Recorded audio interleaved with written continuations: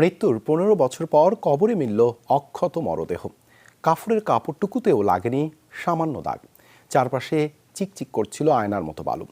ঘটনাটি রংপুর মহানগরীর নবদিগঞ্জ গোদা শিমলা এলাকার।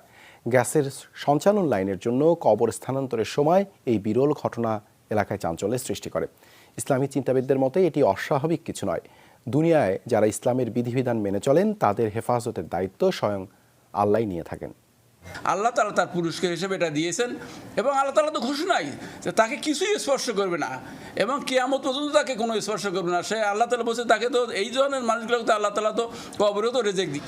এ খবর ছড়িয়ে পড়লে সেখানে ভিড় জমান স্থানীয়রা। তারা জানান অত্যন্ত পরহেজগার মানুষ ছিলেন আব্দুস সামাদ। এলাকার সবথেকে জনহিতকর মানুষ হিসেবেও খ্যাতি ছিল তার।